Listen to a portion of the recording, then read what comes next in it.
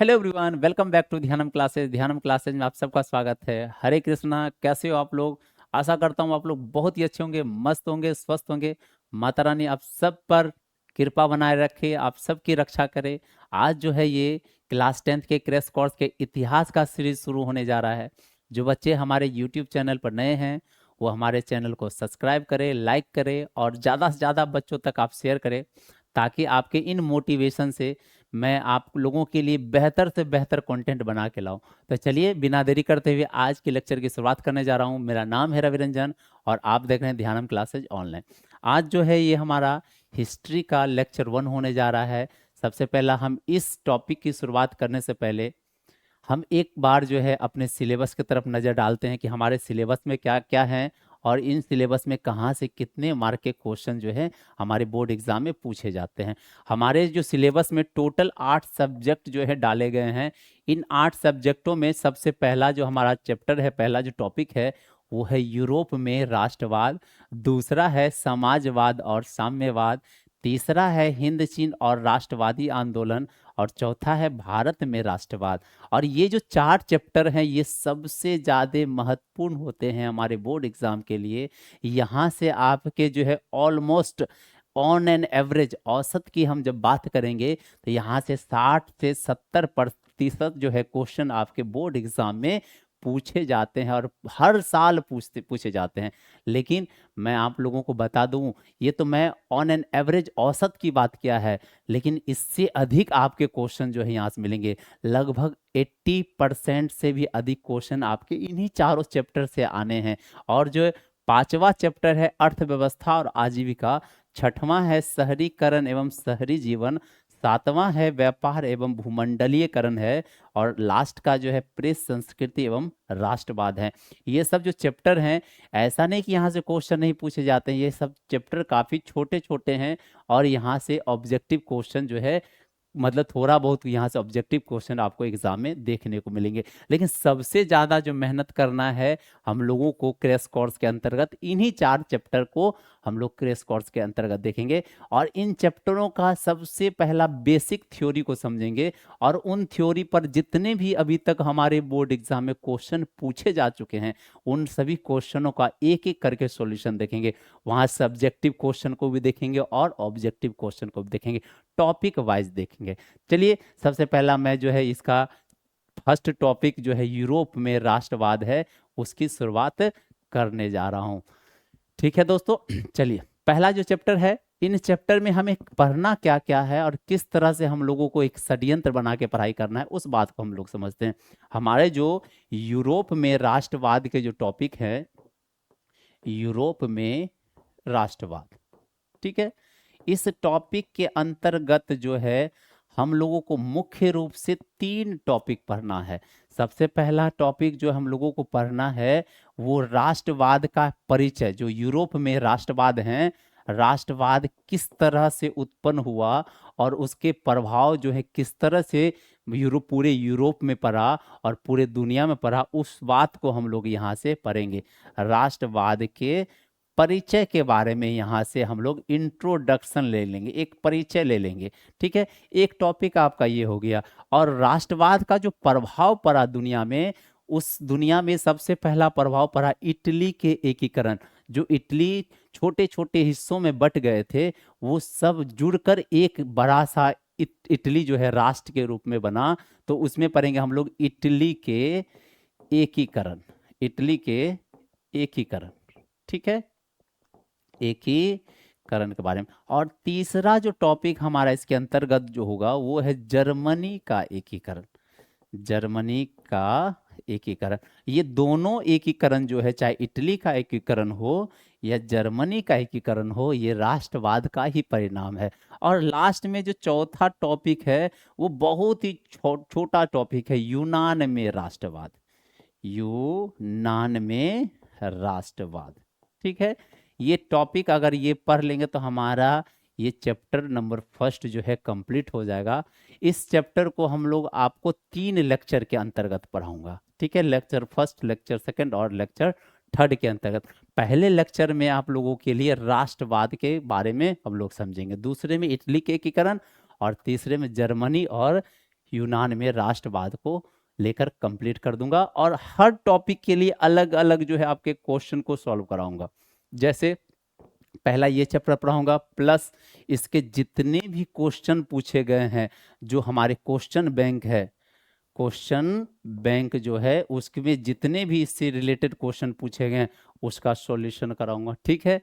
फिर इसके बाद जो है हम लोग इटली के एकीकरण प्लस इसके सॉल्यूशन को देखूंगा, ठीक है, सॉल्यूशन। फिर जर्मनी के एकीकरण जो है और इसके सॉल्यूशन देखेंगे, और इस तरह से हम सारे इस टॉपिक के हर सवाल को देख लेंगे, हर थ्योरी को देख लेंगे, और कम से कम समय में जो है आप इसका मतलब नोट्स बना के आप अच्छे से तैयारी कर सकते हो। आपके एक भी क्वेश्चन इधर से उधर नहीं जाएंगे, एक एक थ्योरी आपको समझाऊंगा, ठीक है। आप लोग स्क्रीनशॉट लेना चाहते हैं तो ले सकते हैं। वैसे आप लोगों को अगर नोट्स चाहिए तो हमारे डिस्क्रिप्शन में जो है टेलीग्राम के लिंक डाल दिए जाएंगे, आप वहां से जाके हमारे हर लेक्चर का नोट्स जो है उसका पीडीएफ डाउनलोड कर सकते हैं, ठीक है। तो चलिए बिना देरी करते हुए इस चैप्टर की शुरुआत कर रहा हूं, जिसका नाम है यूरोप में राष्ट्रवाद, नेशनलिज्म इन यूरोप। सबसे पहला हम लोग समझेंगे राष्ट्रवाद क्या होता है। वैसे तो मुझे पता है, आप लोगों को पता है राष्ट्रवाद होता क्या है, लेकिन फिर भी मैं अपने तरफ से एक फॉर्मेलिटी के रूप में आपको समझा देता हूँ, याद करा देता हूँ।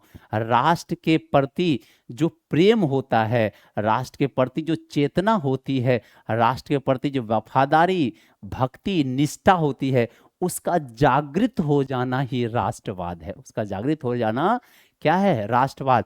जब बच्चा जन्म लेता है तो उसे नहीं पता होता है कि हमारे माता कौन है, पिता कौन है, लेकिन वो जैसे जैसे बड़ा होता है उसके अंदर समझ आती है, उसके अंदर प्रेम उत्पन्न होता है अपने माता पिता के प्रति, तो वो दुनिया में सबसे अधिक प्रेम अपने माँ पिता से करता है। उसी तरह से फिर धीरे धीरे बड़ा होता है तो माता पिता के अलावा परिवार में जितने सदस्य हैं उसको प्रेम करता है। फिर और समझ आता है तो अपने जिला से प्यार करता है, अपने राज्य से प्यार करता है, अपने देश से प्यार करता है।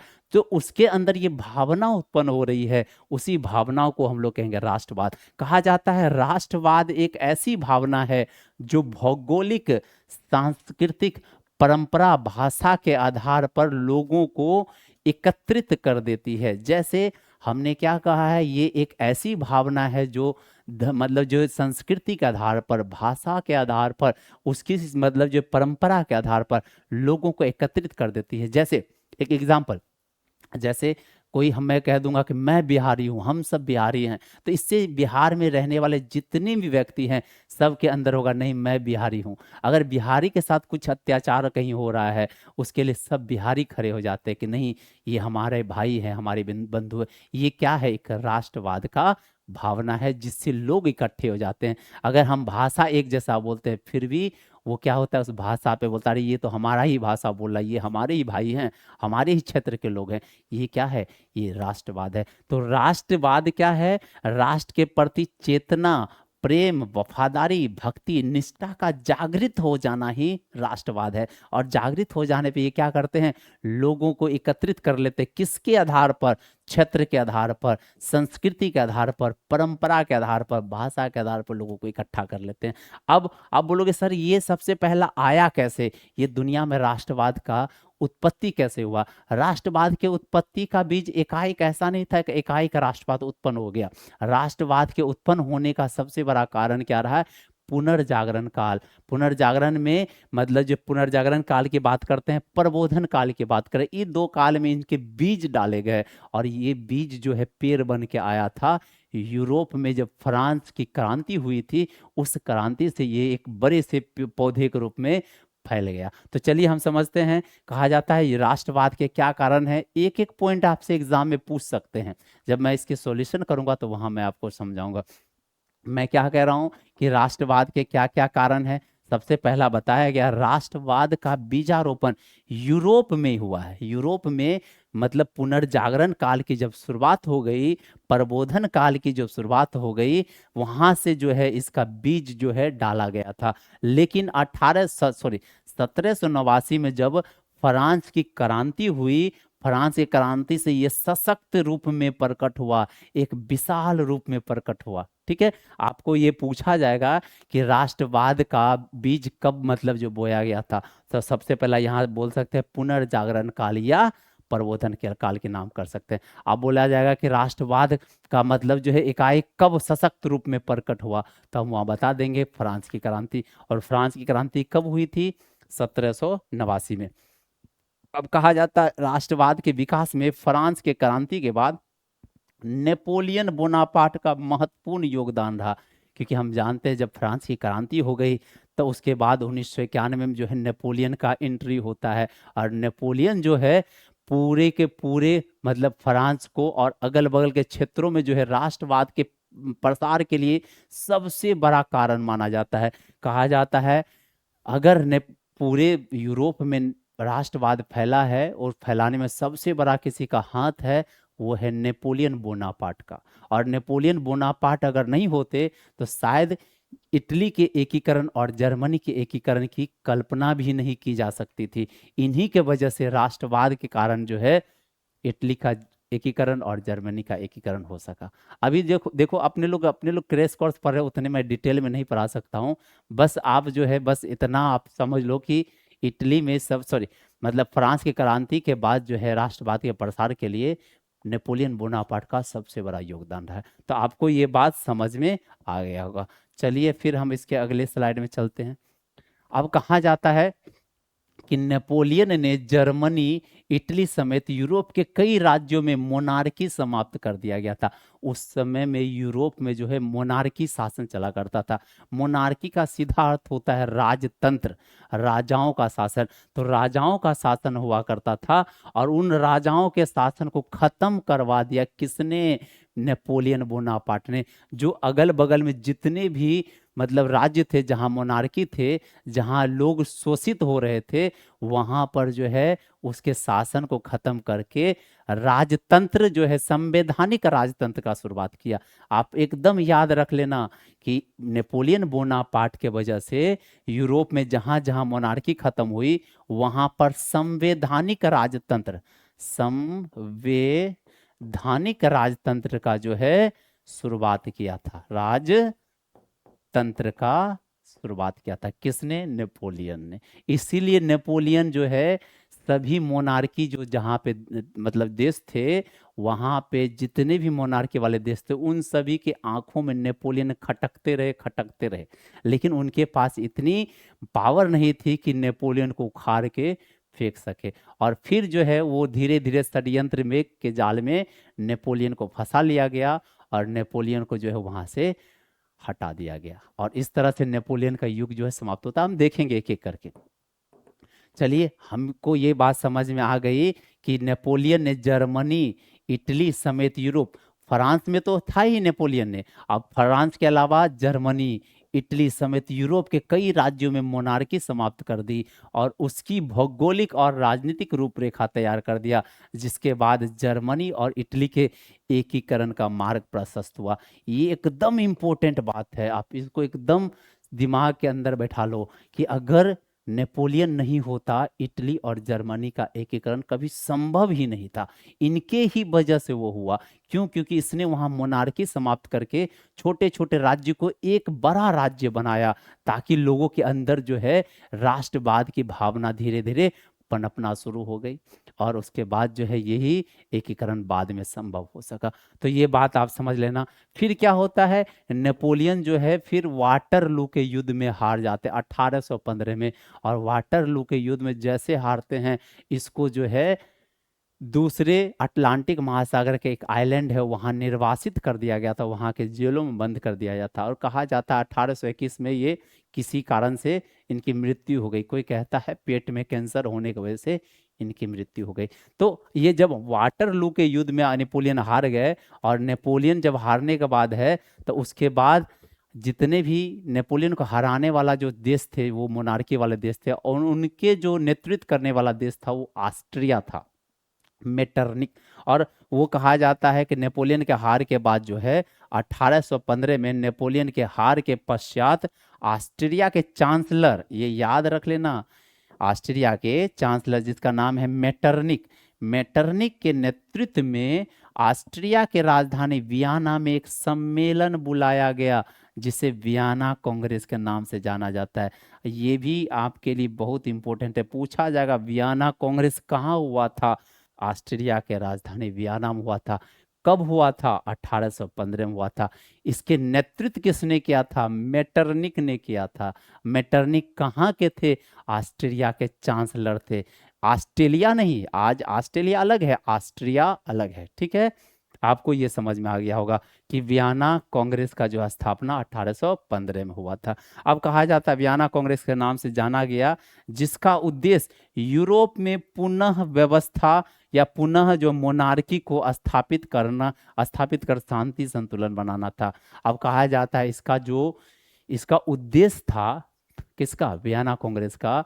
जो नेपोलियन के कारण अशांति उत्पन्न हुई थी उसको संतुलन करके शांति स्थापित करना इसका उद्देश्य था, ठीक है। देखिए उद्देश्य कुछ भी हो, लेकिन वो लोग यही चाहते थे कि मोनार्की समाप्त ना हो, इसलिए उन्होंने नेपोलियन को जो है हरा दिया और नेपोलियन को मार दिया, ठीक है। ये बात आप लोगों को समझ में आ गई। ये भी क्वेश्चन पूछा गया है आपके लघु उत्तरीय प्रश्न में, आपके ये क्वेश्चन पूछे गए हैं कि वियना कांग्रेस के क्या उद्देश्य थे। वियना कांग्रेस का उद्देश्य था कि पुनः मोनार्की को स्थापित करना, मतलब स्थापित करके यूरोप में शांति को स्थापित करना।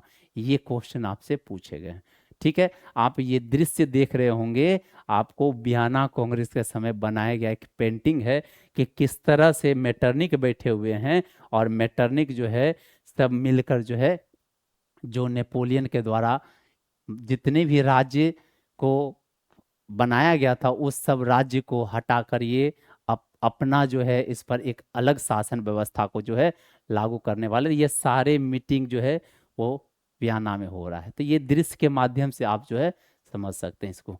चलिए हम आगे चलते हैं। अब कहा जाता है कि वियना कांग्रेस में ब्रिटेन, ऑस्ट्रिया, पर्सिया, रूस जैसे देश सम्मिलित हुए। वियना कांग्रेस में केवल ऑस्ट्रिया ही नहीं थे, ऑस्ट्रिया के जो समर्थक देश थे, जो जो हम मोनार्की के समर्थक देश थे, वो सभी आए। ब्रिटेन में मोनार्की थी, ऑस्ट्रिया में तो थी ही, पर्सिया में, रूस जैसे देश सम्मिलित हुए और इस सम्मेलन के माध्यम से यूरोप में नेपोलियन युग समाप्त कर मेटरनिक युग की शुरुआत की गई। और ये भी पूछा जाएगा कि वियना कांग्रेस के क्या मतलब जो है उपलक्ष्य रहे हैं, उसके क्या फायदा हुआ। तो आप ये बताना कि नेपोलियन युग समाप्त कर दिया और एक नया युग की शुरुआत हुआ जिसका नाम था मेटरनिक युग। नेपोलियन की समाप्ति हुई और मेटरनिक की जो है अब शुरुआत हो जाती है। तो नेपोलियन युग समाप्त हुआ, मेटरनिक की शुरुआत हो जाती है। मेटरनिक ने इटली पर अपना प्रभाव स्थापित करने के लिए कई राज्यों में बांट दिया था। इससे पहले हम लोगों ने देखा था कि जो नेपोलियन थे वो इटली में किस तरह से जो मोनार्की था समाप्त कर दिया था और छोटे छोटे राज्य को जोड़कर एक संपूर्ण राष्ट्र बनाया था। लेकिन जैसे ही मेटरनिक के द्वारा हार जाते हैं तो मेटरनिक ने पुनः क्या किया, इटली को फिर से तो छोटे छोटे टुकड़ों में बांट दिया और सभी हिस्से पर अलग अलग राजाओं को सौंप दिया कि आपके बगल में है, आप शासन करो। ये आप तस्वीर देख रहे होंगे, इटली का तस्वीर है 1815 में। उस समय में किस तरह से मेटरनिक ने इसको मतलब जो अलग अलग राज्यों में बांट दिया था। खासकर जो है आप यहाँ पे जो देख रहे होंगे, यहाँ आपको ये वाला जो पीला वाला हिस्सा आपको नजर आ रहा होगा, पीला वाला हिस्सा है मतलब जो नेपल्स और सिसिली। ये जो ऊपरी हिस्सा है इसको नेपल्स वाला हिस्सा है और नीचे वाला सिसिली, ये दोनों एक ही प्रांत हैं। दोनों पर क्योंकि एक ही वैसे तो दोनों अलग अलग क्षेत्र हैं लेकिन दोनों पर एक ही राजाओं का शासन रहा, इसलिए इसको पीले में दिखाया गया, नेपल्स और सिसिली। और नेपल्स और सिसिली जो है ये बुर्बो वंश के सम्राट फर्डिनेंड को दे दिया गया। ये बुर्बो वंश के सम्राट कौन है? बुर्बो वंश कहाँ के शासक हैं? ये फ्रांस के शासक है। ये जो फ्रांस में नेपोलियन हारा, नेपोलियन के हारने के बाद फ्रांस में पुनः से जो है वो मोनार्की स्थापित कर देता है और पुनः वहां पे राजा बनाता है। तो ये राज्य जो है वो फ्रांस को दे दिया गया कि जाओ फ्रांस तुम यहाँ पे राज्य करो। तो फ्रांस में किसके राज्य हैं? बुर्बो वंश के। और बुर्बो वंश के कौन से सम्राट हैं? फर्डिनेंड। तो फर्डिनेंड को नेपल्स और सिसिली दे दिया गया। आप ये जो रेड कलर के देख रहे हैं ये है पीपल्स एस्टेट, जिसको रोम कहा जाता है। ये जो रोम है जहाँ पे पादरियों का राज था, पोपों का राज था, तो रोम को वैसे ही छोड़ दिया गया, पोप को दे दिया गया। यहाँ पे लिखा हुआ है रोम तथा उसके आसपास क्षेत्र को जो है पोप को ही दे दिया, क्योंकि पोप जो है ईसाइयों के धार्मिक गुरु थे और धर्म के गुरुओं का यहाँ कब्जा था, इसलिए उनको ही दे दिया कि आप ही लोग यहाँ पे रहें। और उसके बाद लोम्बार्डी और वेनिस, ये जो आप ऊपरी में जो ग्रीन कलर के आप देख रहे हैं हिस्सा, ये वेनिस है और ये लोम्बार्डी है। लोम्बार्डी और वेनिस चूंकि ऑस्ट्रिया, ये जो प्रांत देख रहे हैं ये ऑस्ट्रिया का है, ये सब उजला में यहाँ लिखा हुआ ऑस्ट्रेलियन एम्पायर, तो ये ऑस्ट्रेलिया बगल में है, इसके ऊपर में ऑस्ट्रेलिया है। ये ऑस्ट्रेलिया को बोला आप रख लो क्योंकि आपके बगल के राज्य हैं, तो ऑस्ट्रेलिया को इसने दे दिया, ऑस्ट्रिया को दे दिया। लोम्बार्डी और वेनिस किसको मिल गया? ऑस्ट्रिया कब्जा। परमा, मोडेना, टस्कनी प्रांत हैब्सबर्ग राजवंश को दे दिया गया। यहाँ पे परमा है, यहाँ मोडेना है और यहाँ पे टस्कनी है। ये तीनों राज्य जो है हैब्सबर्ग को दे दिया गया। आप पूछोगे सर ये हैब्स राजवंश कौन है? हैब्स राजवंश का शुरुआत स्विट्जरलैंड में है।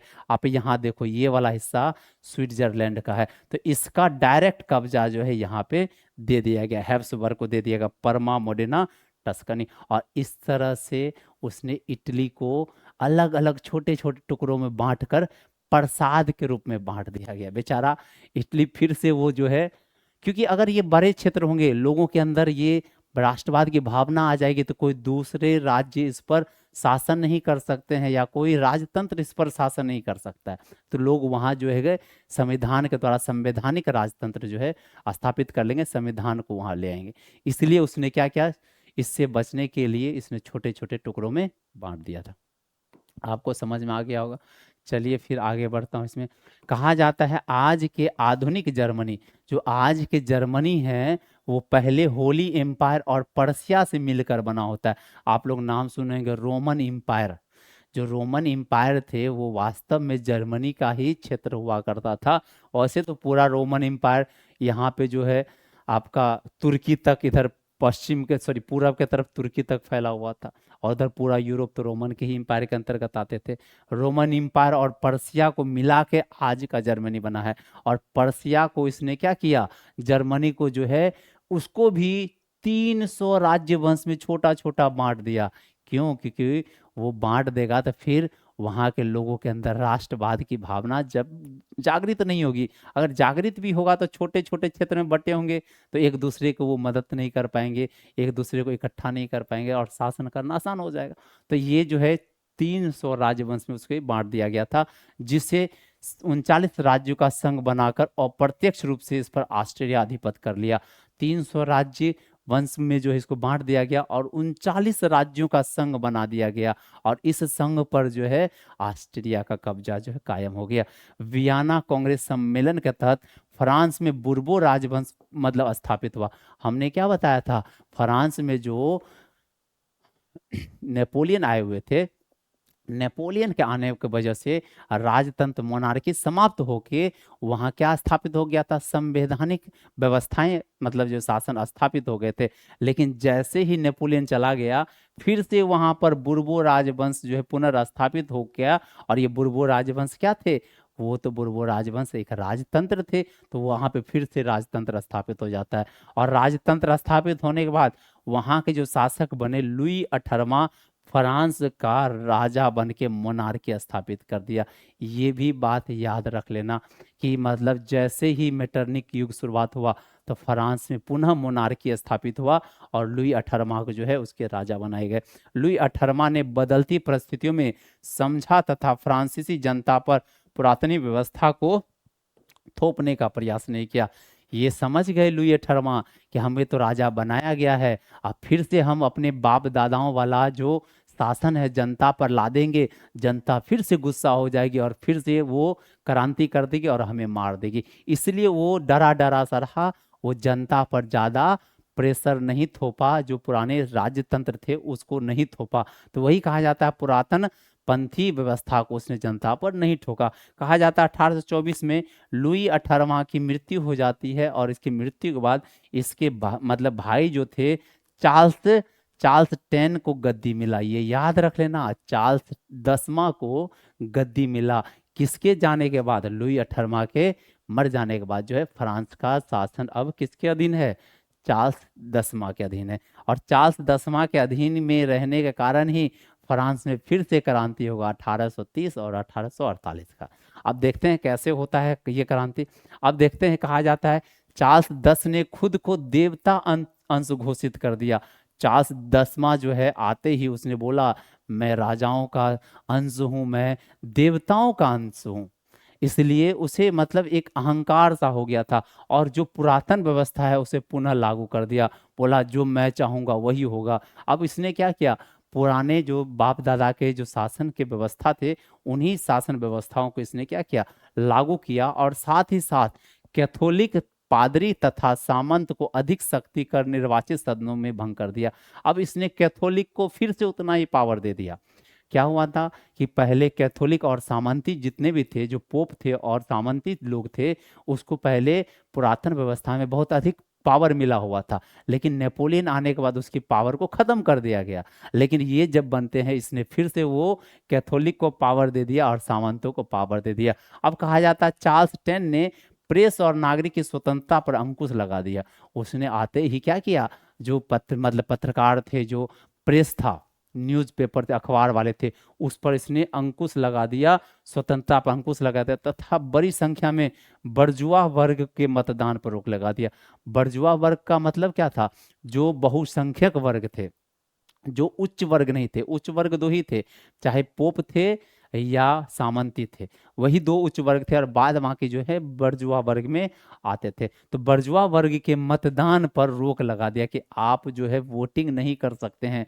हमारे जो कानून बनाने की जो संघ मतलब टीम है, जो हमारे पास परिषद है, उसमें आप वोटिंग करने का आपको अधिकार नहीं है। तो इसने वोटिंग करने से रोक लगा दिया। और इन सभी कारणों से 1830 में एक क्रांति हो गई, जिसको कहा गया 1830 की क्रांति के नाम से जाना जाता है, या इसे जुलाई क्रांति के भी नाम से जाना जाता है। ये याद रख लेना, इसे चाहे 1830 की फ्रांस की क्रांति के नाम से जाना जाएगा, या इसे जुलाई की क्रांति के नाम से जाना जाता है। इसका मुख्य कारण क्या था? इसका मुख्य कारण था पुरातन व्यवस्था को पुनः लागू करना, और कैथोलिक और सामंतों को मतलब पावर दे देना, और साथ ही साथ जो बुर्जुआ वर्ग थे उसके मतदान पर रोक लगा देना। इन सभी कारणों से जो बुर्जुआ वर्ग थे उसके अंदर गुस्सा जगा, और उसने फिर से क्या किया? इसके सत्ता को परिवर्तित कर दिया, एक आंदोलन कर दिया, एक विद्रोह कर दिया, एक क्रांति कर दिया, जिसे हम फ्रांस की क्रांति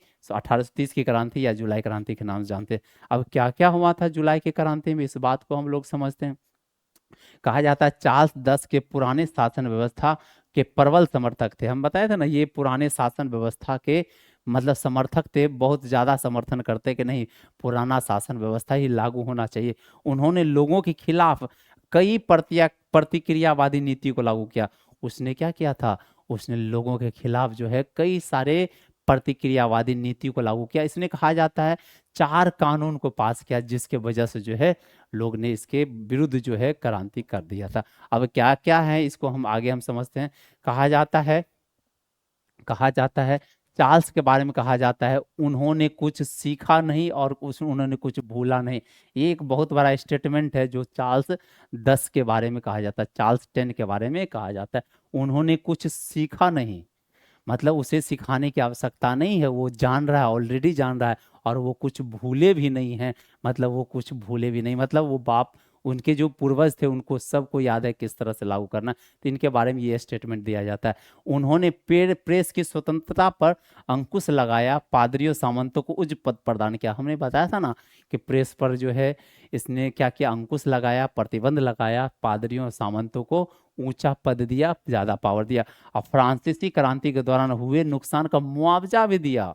बोला कि जो पादरी और सामंती वर्ग हैं, इनको जो नुकसान मिला है, उन नुकसान का भरपाई भी फ्रांस सरकार करेगी, फ्रांस के शासन व्यवस्था उसके लिए जिम्मेदार है, तो उसने उसके लिए मुआवजा दिया। अब जरा सोच सकते हो, और बर्जुआ वर्ग को कुछ नहीं मिल रहा है।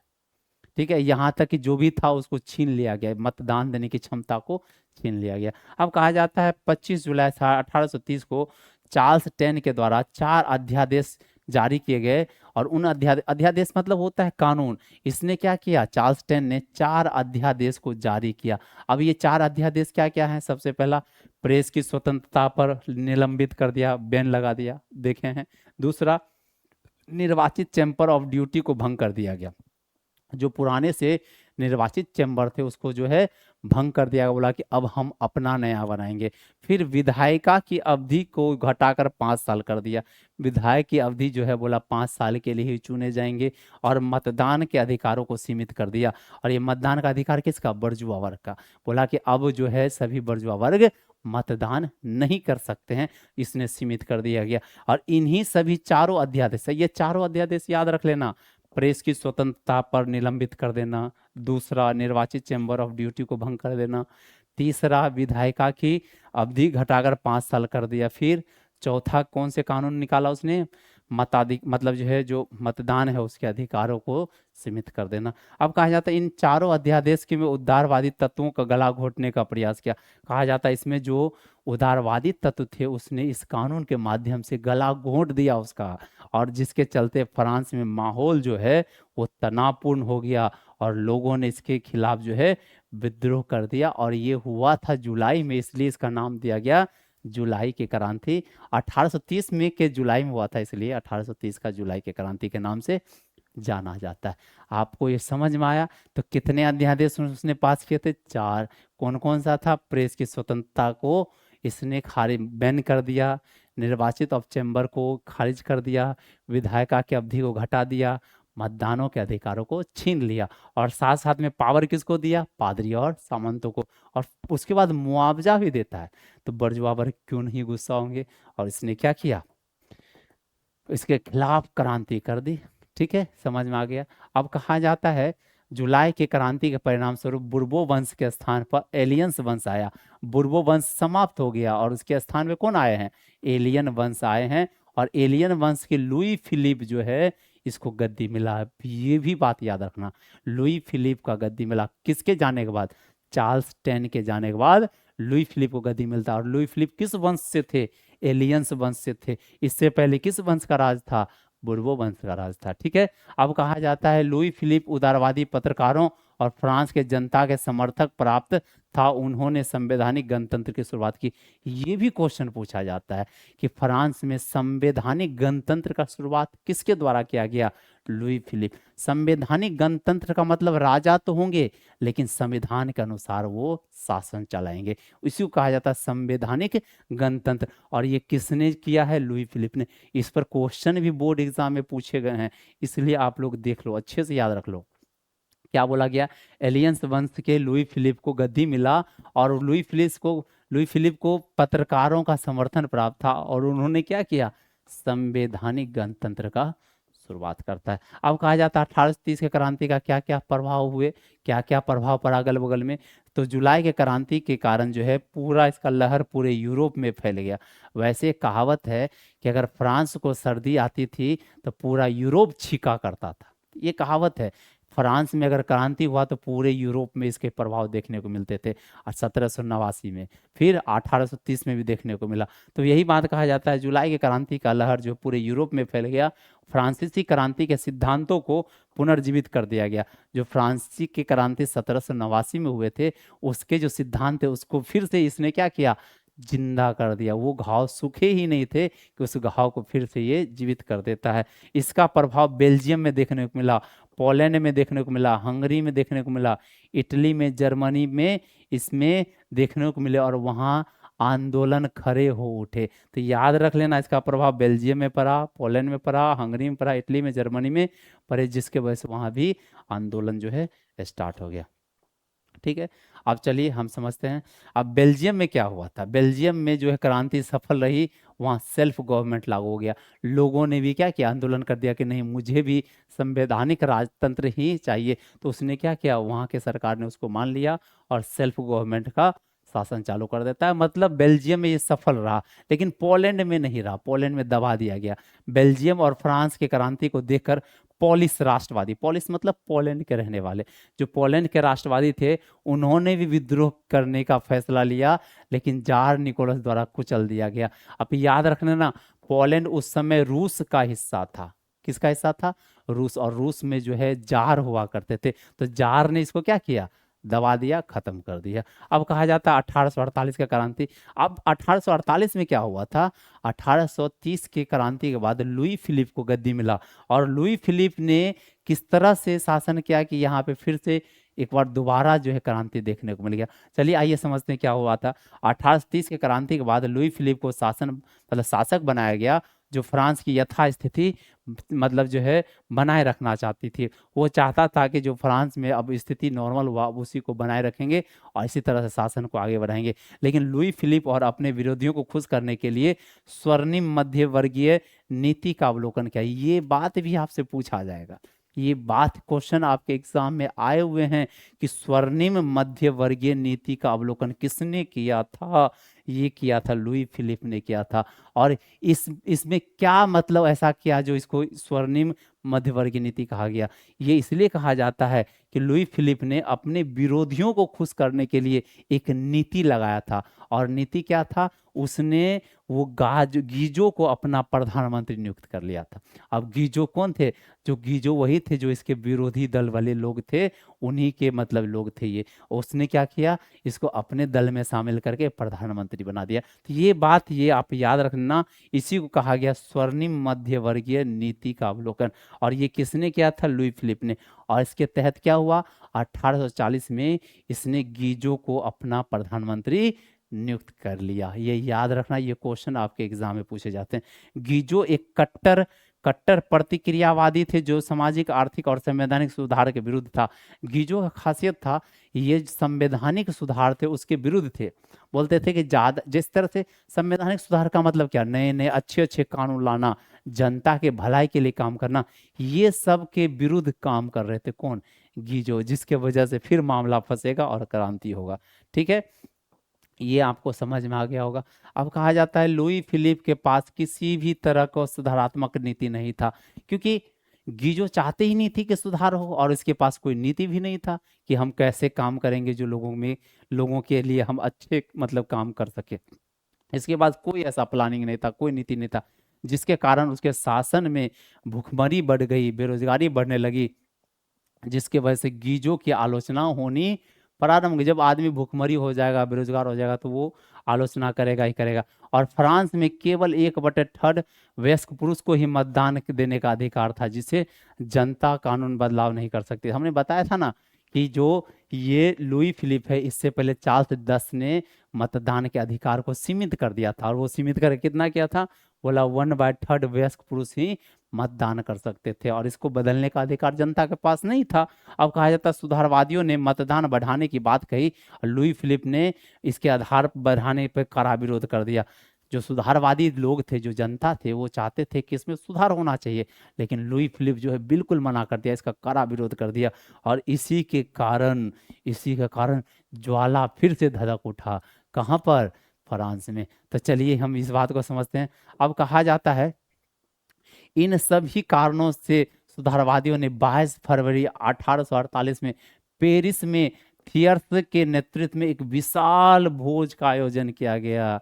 22 फरवरी 1848 में थियर्स एक व्यक्ति थे, उसके नेतृत्व में एक विशाल भोज किया गया। और वो वास्तव में भोज नहीं, वो लोगों को इकट्ठा करने के लिए, प्रदर्शन करने के लिए, क्रांति करने के लिए इकट्ठा किया गया था, और उसको नाम दिया गया कि विशाल भोज का नाम दिया गया। तो भोज का आयोजन किया गया, और जगह जगह जो है अवरोधक लगाकर आंदोलन किए गए, जिसे फरवरी क्रांति के नाम से जाना जाता है। ये क्वेश्चन आप याद रख लेना। 1830 के क्रांति को जुलाई की क्रांति, और 1848 की क्रांति को फरवरी की क्रांति के नाम से जाना जाता है। अब कहा जाता है लुई फिलिप मजबूर होकर गद्दी छोड़कर इंग्लैंड चले गए। लुई फिलिप को लगा कि अब हमें जनता पकड़ के मार देगी या हम गद्दी से हटा देगी, इसलिए उसने डर से अपना ही गद्दी छोड़कर वो इंग्लैंड चले गए। इंग्लैंड क्यों गए? क्योंकि इंग्लैंड में पहले से ही मोनार्की था, जो उसके समर्थक देश थे। ठीक है, अब कहा जाता है फरवरी क्रांति के पश्चात सेकेंड रिपब्लिक की घोषणा हुई। ये भी क्वेश्चन आपके एग्जाम में पूछे गए हैं। पूछा जाता है द्वितीय गणतंत्र की स्थापना कब हुई थी फ्रांस में? वो हुई थी फरवरी क्रांति के बाद। फरवरी क्रांति मतलब 1848 की क्रांति हुई, उसके बाद द्वितीय रिपब्लिक की घोषणा हुई थी। पहला रिपब्लिक नेपोलियन के समय में, दूसरा रिपब्लिक 1848 के क्रांति के बाद। याद रखना, पहला रिपब्लिक कब हुआ था? 1800 सॉरी नेपोलियन के समय में हुआ था। दूसरा रिपब्लिक कब बना है? ये बना है 1848 के क्रांति के बाद। कहा जाता है घोषणा हुई तथा 21 साल के ऊपर सभी वयस्क पुरुषों को मतदान देने का अधिकार मिल गया। अब गणतंत्रवादियों का नेता लमार्टिन एवं सुधारवादियों का नेता लुई ब्लां के बीच मतभेद आरंभ हो गया। अब कहा जाता है जो सुधारवादी थे, जो इसके नेता लुई ब्लां थे, और लमार्टिन था गणतंत्रवादी थे, इन दोनों के बीच ही मतभेद जो है प्रारंभ हो जाता है। ठीक है, अब कहा जाता है कि नेपोलियन बोनापार्ट के नाम पर उसके भतीजे लुई नेपोलियन बोनापार्ट, याद रखना जो नेपोलियन बोनापार्ट थे उसके भतीजे का क्या नाम था? लुई नेपोलियन बोनापार्ट, या उसको नेपोलियन थर्ड के नाम से जाना जाता है, ने चुनाव जीतकर 1848 में राष्ट्रपति बन गए। 1848 के बाद जो है राष्ट्रपति का पद किसने संभाला? नेपोलियन के भतीजे नेपोलियन थर्ड या लुई नेपोलियन बोनापार्ट के नाम से इसे जाना जाता है। और इस क्रांति ने पुरातन व्यवस्था समाप्त करके संपूर्ण यूरोप को प्रभावित किया। और इस तरह से ये क्रांति ने जो भी पुराने व्यवस्था थे, जो राजतंत्र थे, उसने उसको समाप्त करके यूरोप में एक नए दौर का शुरुआत किया तथा राष्ट्रीय एकीकरण के द्वारा राज्य की स्थापना की मांग को प्रेरित कर दिया। और जिसके कारण से जो छोटे छोटे राज्य थे उसको क्या किया गया? एकीकरण करने का जो है प्रस्ताव जो है सामने मतलब जो लाया। और उसके वजह से इटली के एकीकरण, जर्मनी के एकीकरण, और भी छोटे छोटे जो राज्य थे, उसने एक स्वतंत्र राष्ट्र का निर्माण जो है करना प्रारंभ कर दिया। 1852 में लुई नेपोलियन बोनापार्ट ने खुद को फ्रांस का सम्राट घोषित कर दिया। पहले तो इसने चुनाव में लड़के मतलब जो है गद्दी पाया, फिर उसने क्या किया, बोला कि जो भी संवैधानिक व्यवस्था है गणतंत्र, उसको उसने फिर से उस व्यवस्था को खत्म करके फिर से वहां पे जो है अपने आप को सम्राट घोषित कर दिया, मतलब फिर से राजतंत्र आ गया। कहा जाता है 1852 में लुई नेपोलियन बोनापार्ट ने खुद को सम्राट घोषित कर दिया और नई सरकार को समाप्त करके फिर से एक बार तानाशाह की शुरुआत कर देता है। ये कौन करता है?